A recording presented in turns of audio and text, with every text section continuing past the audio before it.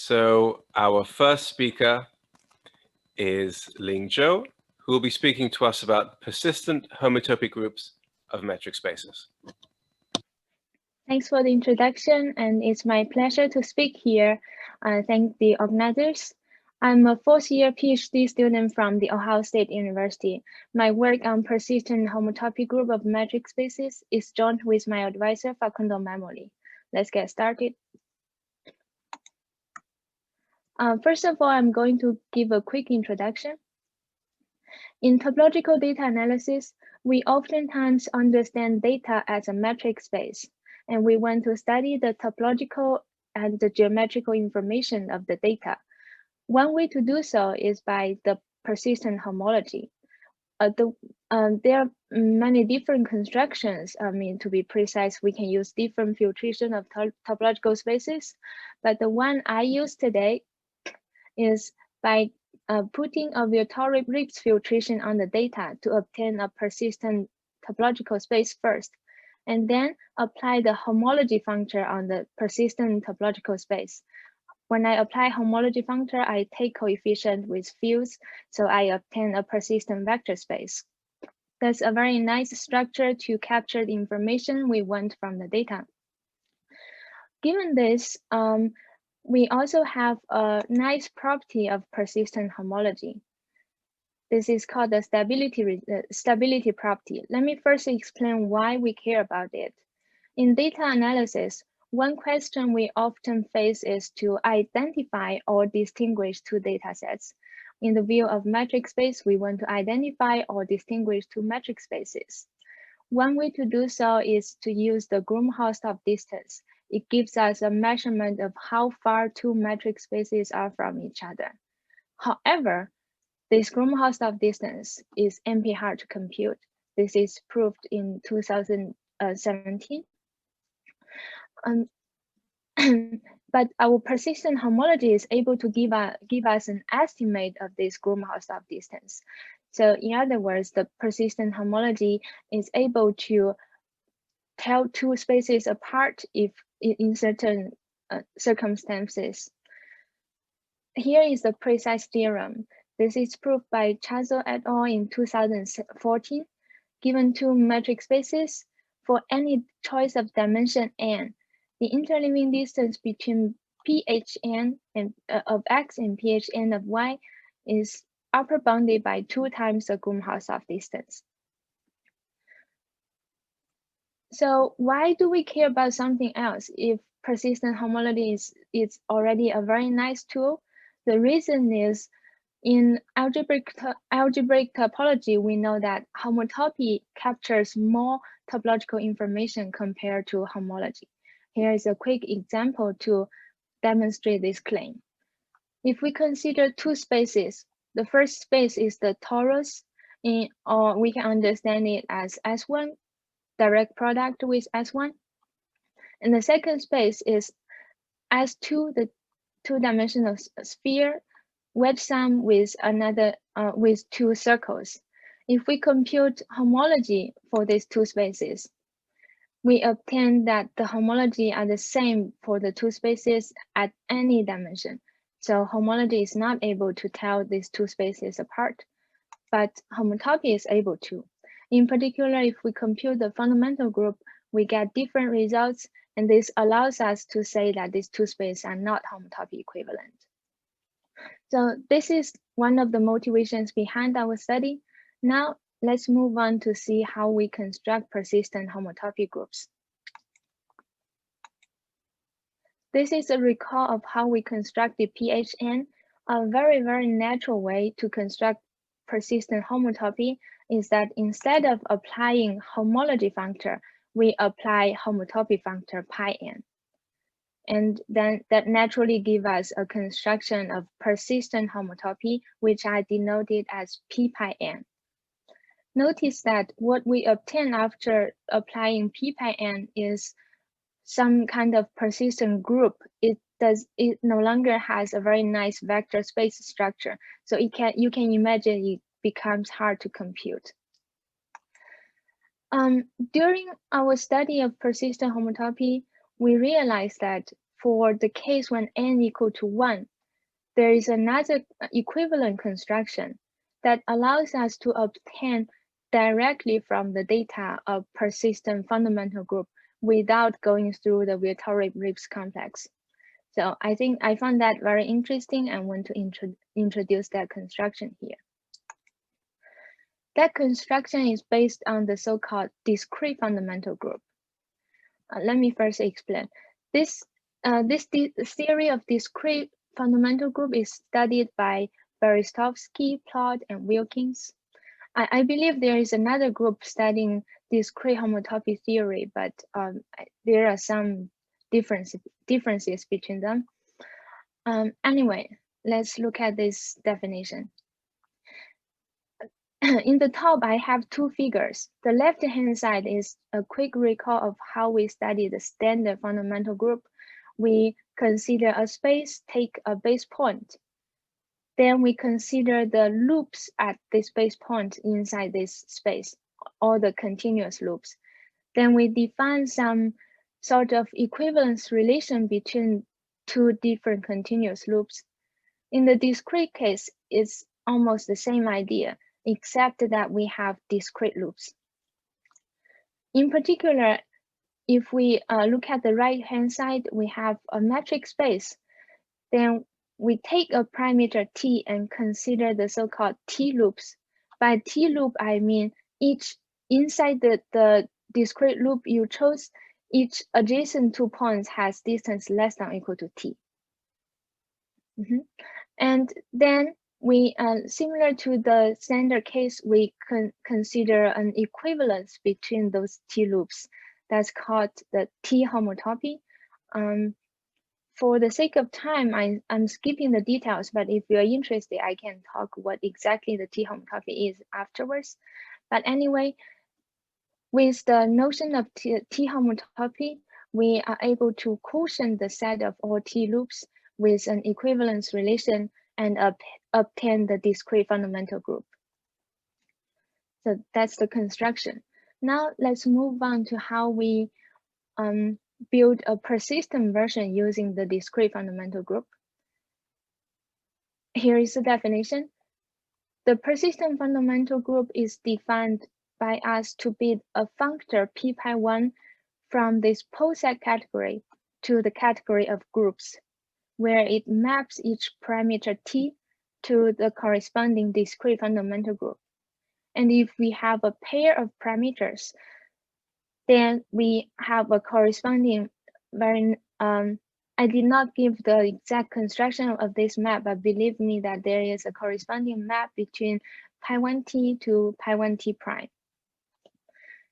And then based on some calculation or known examples in discrete fundamental theory, we are able to obtain the following example. We take S1 to be the unit geodesic circle. Then p⁻1 of S1 is given by the following. So inside the interval 0 to 2π/3, it's z everywhere. Beyond that, it's 0. You may notice, if you know some results about Adam and Adam Zazik's work on homotopy type of Virchow-Ribs complex of a circle, you may notice that this is the same as their result. And I did not write here, but I quickly mentioned that the p⁻1 we constructed using the discrete fundamental group is in fact natural isomorphic to p⁻1 using Virchow-Ribs complex. So that's an interesting result. For the next step, we studied the stability of p⁻n.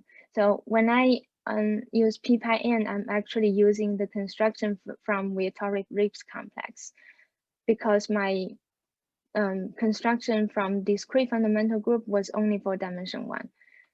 Anyway, so we have the stability theorem saying that the interleaving distance between p⁻n of x and p⁻n of y is less than or equal to 2 times the Gromov-Stop distance. It's just the same as the persistent homology. In particular, if we take n equal to 1 and compare the interleaving distance between persistent homology and the interleaving distance between persistent and fundamental group, we obtain the following inequality. So this inequality is telling us that p-pi1 is an improvement than pH1.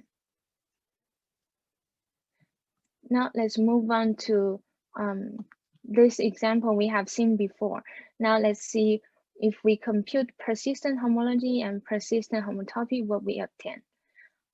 Unfortunately, because the homotopy type of rhetoric Ribbs complex of S2 is not totally known yet, we are not able to compare persistent homology totally between them.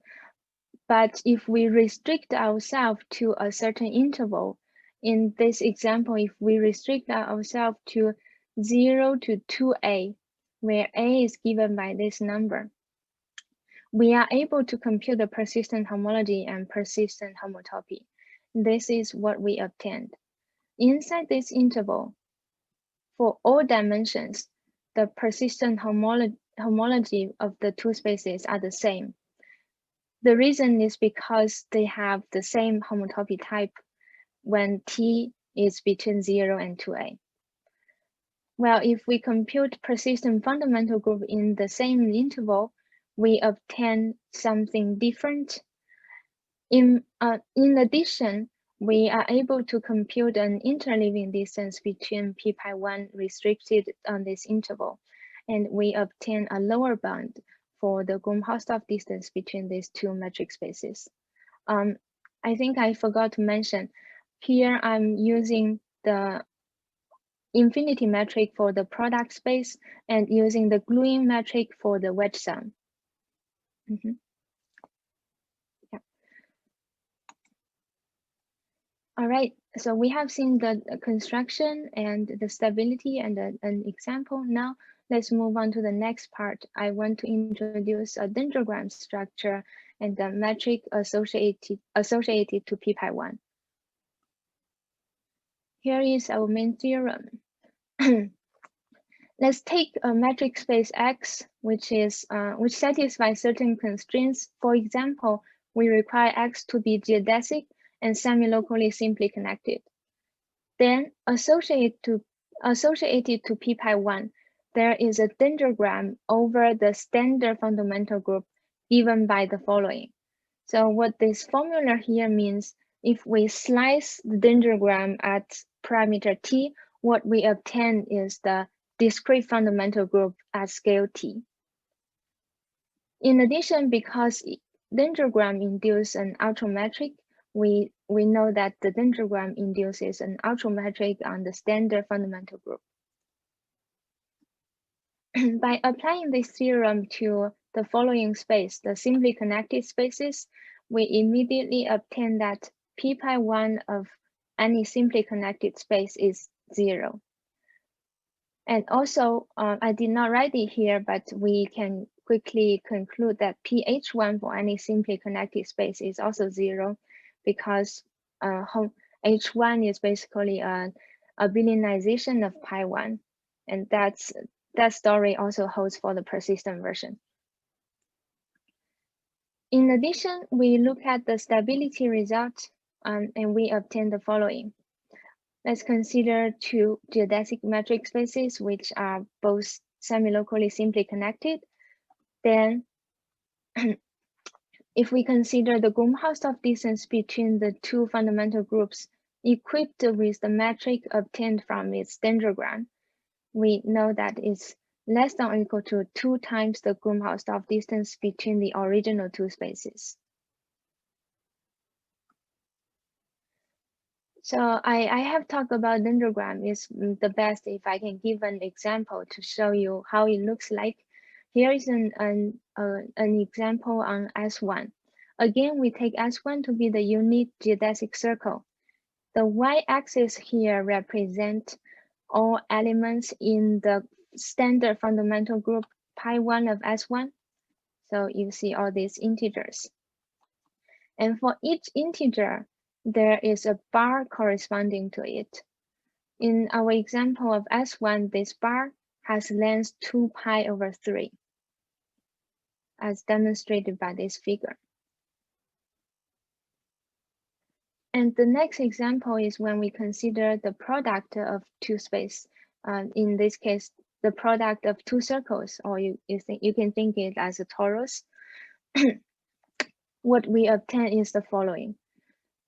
The reason that we have this type of figure is because pi1 of torus is Z2. So for the y-axis, what we did is basically build is basically embedding Z2 into R, and then corresponding to each such point, we have a bar. And during our study of pi1, we realized that it's somehow related to quantitative homotopy theory.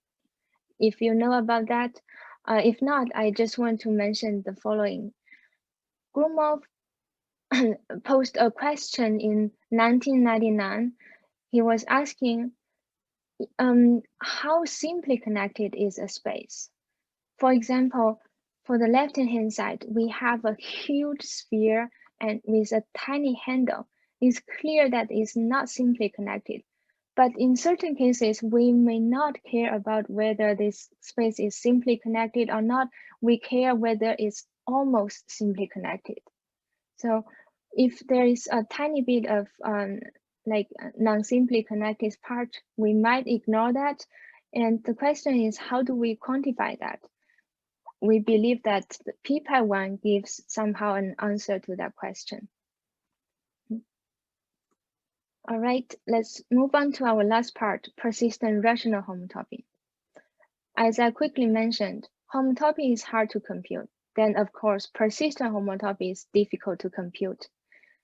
Then what do we do with this? Do we just study it from theory? Our answer is not, and we are seeking for ways to compute. If not persistent homotopy, we are seeking ways to compute some other versions of it. For example, the rationalization. Here's an example of what rational homotopy looks like. This is computed by Saiha in 1951. If we compute the rational homotopy, by the way, let me first explain what rational homotopy is. Basically, you just tensor the standard homotopy with Q over Z, which I forgot to write. In the case of spheres, if we compute rational homotopy for the odd-dimensional spheres, we obtain the same thing as homology with Q coefficients. But if we compute it for even-dimensional spheres, we get something interesting. You see that for S2K, pi n of S2K tensor Q is also non-zero when n is 4k minus 1. So this is something interesting. And then we, as I mentioned, we want to study a version of a persistent version of rational homotopy. Here is our construction. What we do is just tensor the persistent homotopy group with Q, but we need to be a bit careful here. Since the tensor is over Z, we can only do so for abelian groups. That's why we need to be careful. However, if you know that for homotopy group, it's always abelian when dimension n is larger than or equal to 2. So we only need to worry about the abelianness for n equal to 1, the persistent fundamental group. And here I used the calculation of homotopy type of Viatoric ribs of S1 from what Adam Zazik and Adams computed. With their result, we apply the rational homotopy functor and obtain the following. In this example, if we take the dimension n to be 4k minus 1, then the persistent rational homotopy group is naturally isomorphic to the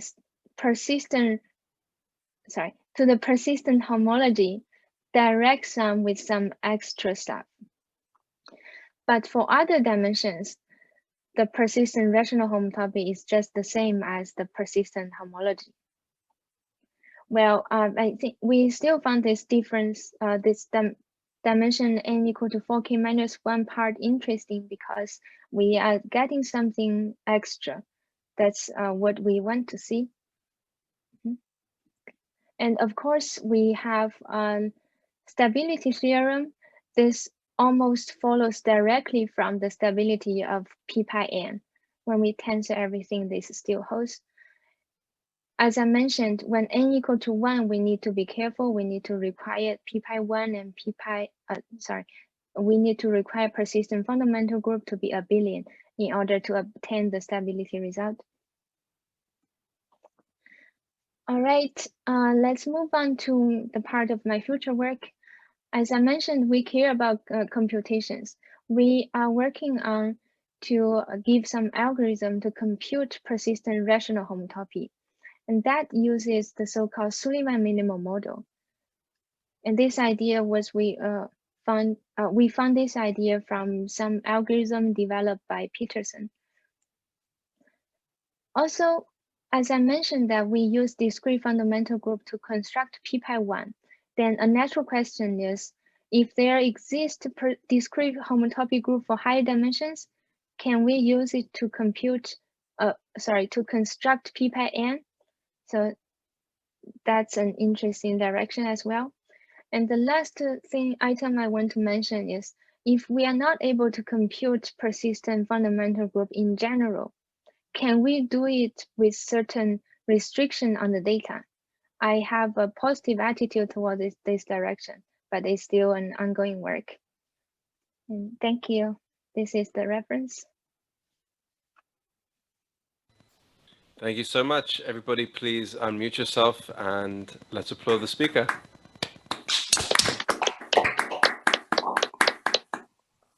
Okay, so now we have time for questions. Does anybody have any questions for our speaker? Yeah, I have a question, which probably will reveal my ignorance or that I wasn't really paying close attention to what she said. But I remember I was talking some years ago with Steve Ferry about the issue of computing the fundamental group. And I think he told me that the problem is that you can have, given two fundamental groups, you can't really tell whether they're the same or not, you know, given some description in terms of relations and so forth. So I wonder about the usefulness of the fundamental group for data. Yes, that's known as the word problem. Right. So given any two fundamental groups, you are not able to do that. But I still believe in certain cases you are able to. So that question is talking about universally speaking, given any two spaces, you are not able to do that. Mm-hmm. Thank you. But I imagine, yeah, go ahead. No, go ahead. Go ahead. Yeah, but I imagine even though we find a very nice restriction on the space and make the computation possible, I imagine it will still be very, how to say that? I suddenly forget the term. It will still be very costly to compute. I mean, I imagine it will be very slow. Mm-hmm. Ling, really nice talk, and I agree. It's important to figure out what happens theoretically, you know, as well, you know, which leads to future applications. So I have a couple of questions, but maybe I'll just limit myself to one for right now. You discussed this lower bound that, you know, homology gives on the Gromov-Hausdorff distance, and then same for pi 1. I was curious, and same for rational homotopy as well. You described that you've worked on. I was curious if you had any examples where maybe like the pi 1 lower bound or the rational homotopy lower bound, but probably more the pi 1 lower bound gives you a sharper bound than homology. I think that'd be really cool. And if not, you know, that might be an interesting thing to think about. Like, I don't know if any Poincare homology spheres or something like that. Yeah, have you thought about that at all? Like finding examples? Yes, that's a very good question, and we worked on that. One example we considered is torus versus wedge sum of 2S1. For that example, if we compute pH1 and ppi1, we get a sharper bond from ppi1. Oh, that's so cool. Yeah, but I want to mention that if we for this same example, if we can compute all pHn, in particular in pH2, we actually obtain the same bond for what we obtain from ppi1. So that is saying if we change the dimension, we obtain the same bond. But for pH1 and ppi1, in that case, ppi1 is strictly better. That's cool. I find those types of questions super interesting. So I'll be excited to learn more from you. So thanks so much for the great talk.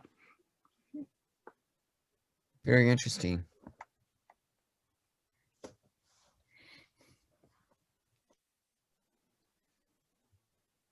Can I ask another question? Ling, for your dendrograms, say for ppi1, I know you put some niceness assumptions on the space. Do those niceness assumptions rule out having like you know, an uncountable fundamental group, things like that, or do you sort of consider dendrograms where we have different topologies when you have a countable number of bars versus an uncountable number of bars, things like that?